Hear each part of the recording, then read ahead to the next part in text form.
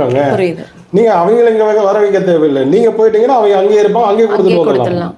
நம்ம தேடி போய் அவங்களுக்கு வந்து அந்த பிண்டங்களை வைத்து உணவை வைத்து கடல்ல வந்து கொடுத்துட்டு வந்துடும். இப்ப எதனால கடல்ல தர்ப்பணம் கொடுக்குறோம் அப்படிங்கிறது புரியுதுங்களா?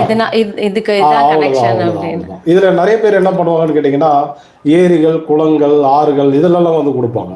ஏன்னா நீருக்கு நீர் ஈக்குவல் அப்படிங்கிற மாதிரி. ஆக்சுவலா வந்து அந்த காலத்துல வந்து தண்ணி ஓடிட்டு இருந்தது ஆறுகள். இங்க நீங்க கொடுத்தீங்க அப்படின்னா அந்த ஆறுடைய நீர் வந்து கடல்ல போய் கலக்கும். அந்த கான்செப்ட் இருந்தது. இன்னைக்கு எல்லாம் என்னன்னா கடல், அதாவது ஆத்து நீர் வந்து கடல்ல போய் கலக்கிறது அப்படி நின்றது. அது வந்து தொடர்பு இல்லாம போயிருக்கு. ஸோ அதனால முடிந்த அளவு வந்து வருடத்துக்கு ஒரு முறையாவது, அது பார்த்தீங்க அப்படின்னா அமாவாசை பொறுத்தவரை பார்த்தீங்க அப்படின்னா ஆடி அமாவாசை ஒன்று, புரட்டாசி அமாவாசை ஒன்று, இன்றைய நாள் தை அமாவாசை ஒன்று. இந்த 3 அமாவாசைகள் வந்து மிக சிறந்த ஒரு அமாவாசை. இன்றைய நாளில் இந்த மாதிரி விஷயங்களை எல்லாம் பயன்படுத்தும். இது இறந்த நம்மளுடைய முன்னோர்களுடைய